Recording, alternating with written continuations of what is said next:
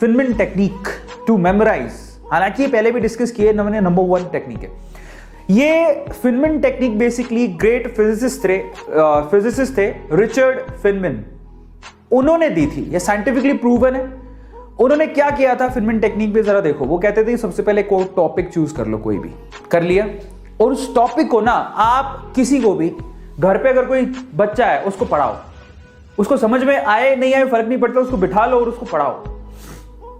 और मैं अपनी टाइम में क्या करता था कि किसी बच्चे को नहीं पढ़ाता था, इनफैक्ट मैं क्या करता था कि सामने पिलो पड़ा है, पिलो को ही रख लिया, हाँ भाई पढ़, उसको तो पीछे से चांटा भी मारोगे तब भी चलेगा, उसको कौन सा लग नहीं है, तो हाँ पिलो, वो नहीं होता सिराना, उसको रख लिया, हाँ देखो ऐसे से होता है। मैं करता था, मैं बहुत करता था। तो वो ये कहते हैं कि पहले कोई एक टॉपिक चूज करो, किसी बच्चे को पढ़ाओ, ठीक है।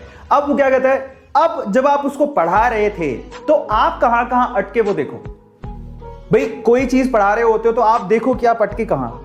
अब खुद को तो समझ में आ जाता है, इंसान खुद से तो नहीं झूठ बोल सकता, समझ में आ गया, तो खुद को समझ में आ जाएगा कि आपने मिस्टेक्स कहां करी। उन मिस्टेक्स को आइडेंटिफाई करो और उन मिस्टेक्स को फिर से रिव्यू करो। रिव्यू का मतलब आप किसी टॉपिक को पढ़ाते टाइम कहां पे अटके, आइडेंटिफाई करने के बाद क्यों अटके, कारण क्या था, क्या तुम्हें उस कॉन्सेप्ट पे क्लैरिटी नहीं थी तो टॉपिक को खोल के देखो, कॉपी को खोल के देखो जाके, या फिर जिस टीचर ने पढ़ाया था उसने कैसे पढ़ाया था उसको चेक करो।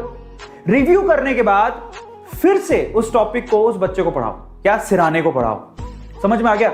जिस वक्त आप खुद सेटिस्फाई हो जाओगे कि नहीं यार अब तो मैंने जो पढ़ाया बेसिकली वो प्रॉपरली उसे भी समझ में आ गया होगा, क्योंकि मैं इस चीज को समझ पा रहा हूं, तो समझ लेना वो टॉपिक आपको अच्छे से याद हो जाएगा।